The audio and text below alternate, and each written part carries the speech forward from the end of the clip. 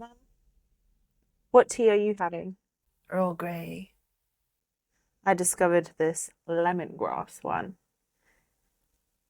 It's too hot to drink. I know. So cheers.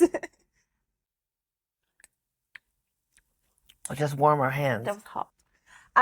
Right. What if? Welcome back to the parenting series, where we are your guides, not your gurus. This is a conversations between a mother and a daughter, where we talk about the fun stuff, the hard stuff, and everything in between. And if something resonates with you, go ahead, reshape it, apply it to your life. If it doesn't, feel free to simply be entertained or not.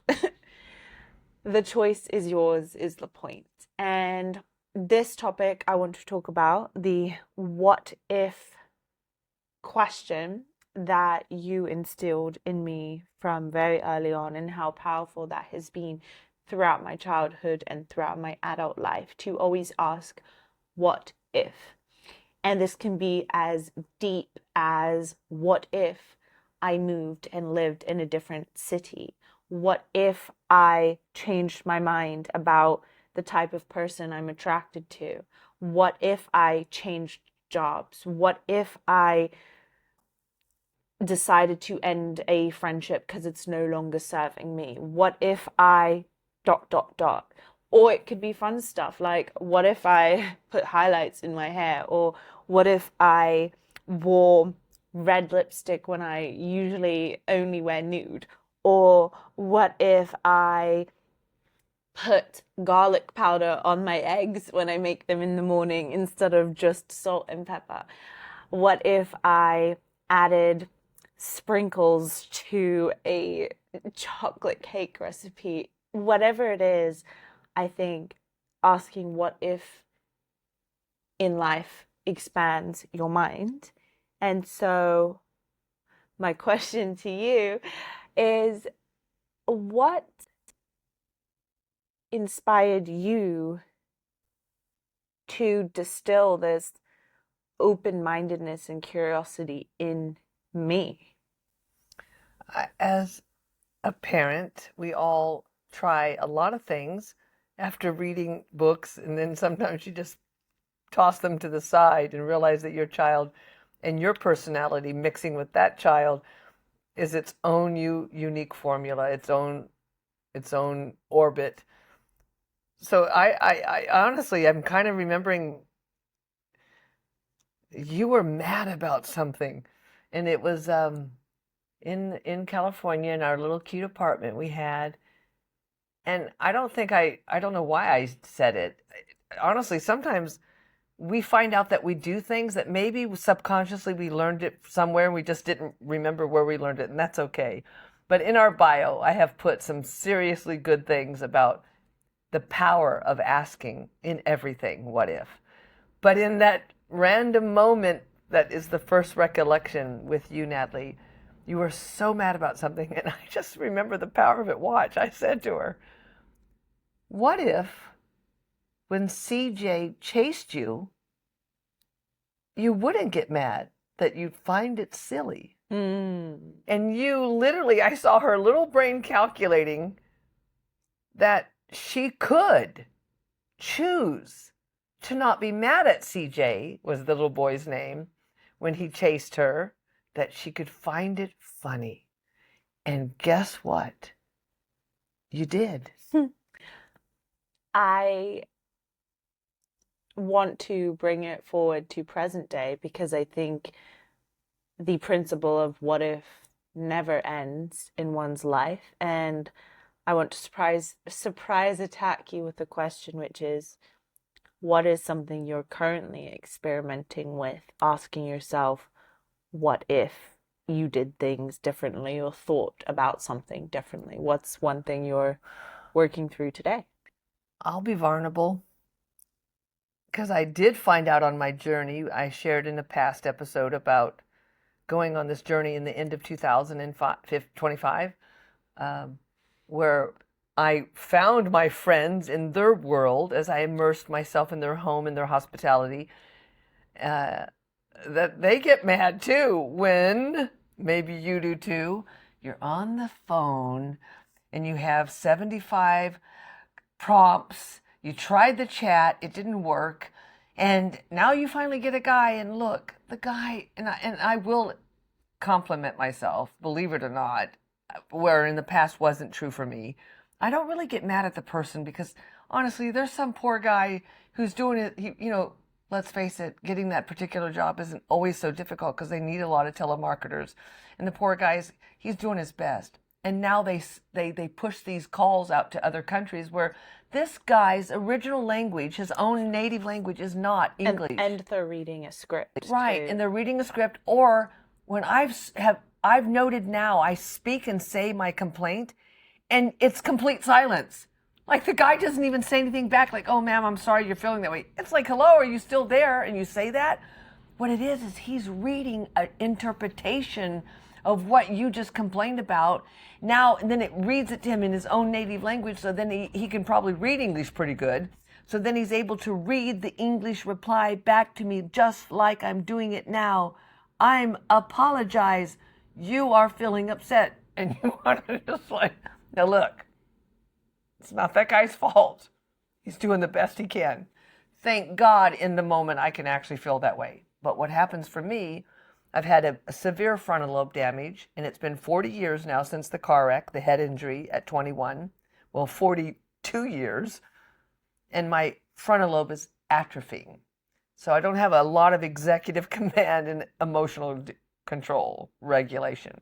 But I keep a sense of humor, and I keep a constitution inside of me that my spiritual self has not been injured. And you ask, what if? So she's doing this to me right now because I hadn't thought about it yesterday when this happened with Amazon. I just started to cry my eyes out, and I just literally, it takes me about 30 minutes sometimes when I really get deregulated to come back to normal. I'm just crying because you know why?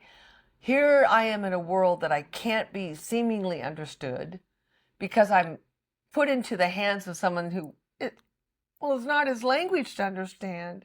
I'm trying to solve a simple problem, which it should be a prompt that I can actually pick on the site. I shouldn't have to be forced to call. So it's all these, build up, the should, why not, why is it? It's not like it used to be. Where is hello, welcome to Amazon. Tami Smith, I see your account in front of me. What can I do for you today? Oh, I can hear you're upset. Like those people are a thing of the past because they're not paid enough to be that nice to you on the phone, okay? So anyway, what if in this moment today as we're shooting this podcast, I can remember my own parenting, Natalie. What if you didn't get angry at CJ? Tami?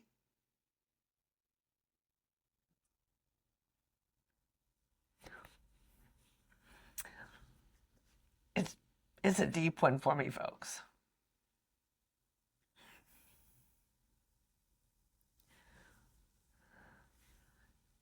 What if I chose, as the empathy I give to the young man who it's his second language on the phone, I am capable of that now in my age.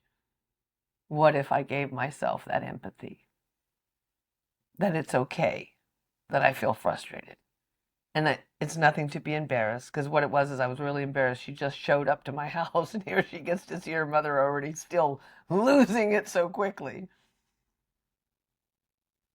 What if I chose to put my hand on my heart and say, give yourself a moment? What if it's okay to cry? Oh, Now, you thought I'd say something different, because that's where I beat myself up, because I can't stand it that I can't be like that fabulous lady that just handles everything just so perfect.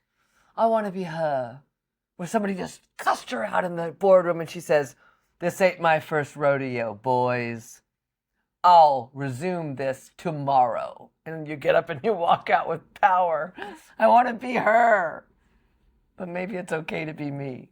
What if it's okay to be Tami, who is more sensitive than that righteous woman who never shows emotion? I think it's about meeting yourself where you are. Whatever step of the staircase that is, day to day, month to month, year to year, meet yourself where you are. This is going to be a little bit of a challenge, folks. So, what if? Ask me.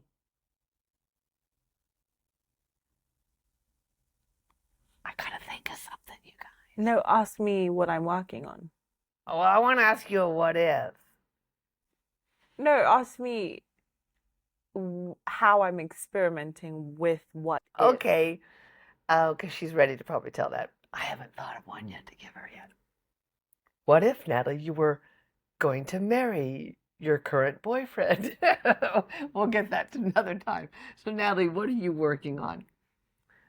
Something that I'm working on is experimenting with the difference between force and fun or force and play.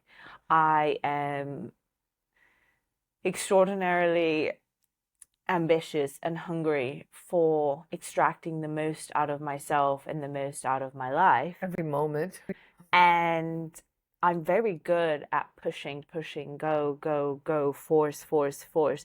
Even if I don't feel like it, even if I'm tired, even if it's not working, I'm very disciplined about keep going, keep pushing, keep forcing. And I'm recognizing that that force muscle is pretty strong, but my play and experiment and have fun and keep the mystery alive aspect to approaching goals is weaker. And so the question I'm experimenting with is what if I forced less? What if I played more, had more fun? What if I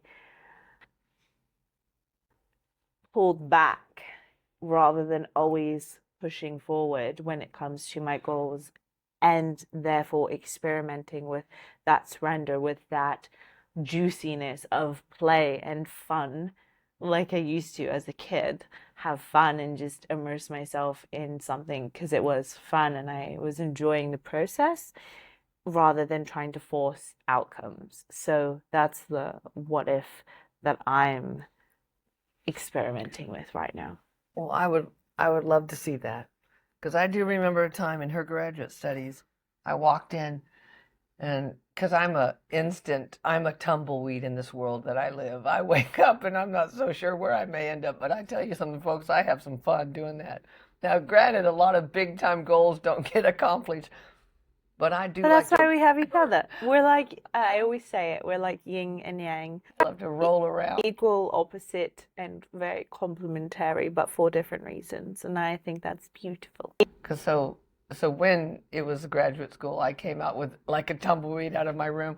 Natalie, blah, blah, blah, blah, blah. Mom, 10 more minutes.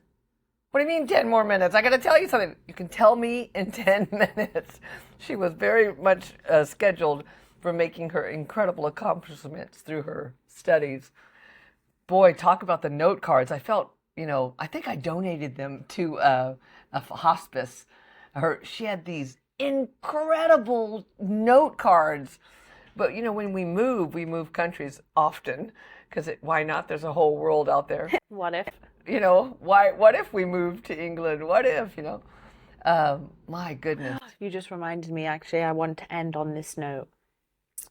We often ask our brains, our internal communication, internal dialogue is often, what if it doesn't work out? What if this goes wrong? We do say what if, negative. What Yeah. if they judge me? What if I'm outcast? What if What if I yeah. fail? What if I look stupid? What if I'm embarrassed? Wow. The list goes on. Yeah, people. And something that I'm also constantly challenging myself with is what if it works out? What if it's better than you could have ever imagined? What if it opens doors that you don't have the capacity to see right now or even imagine or visualize? What if it is good? What if it goes right, etc. And although it's hard to ask that, that question of what if will lead you to look for better opportunities in your life than asking the negative version of that question. And I think that's also the unlock, is the quality of your questions determines the quality of your life, because it changes what you look for in yourself and your environment by simply asking what if, insert statement, positive statement. So, what if we chose to let you go now and ask yourself that question? What if I chose to finish the sentence? And don't forget, what if you subscribed? Maybe some magic will happen. But if Don't not, forget about the secret vault, too, that we only have to you have to audition to get in that secret club.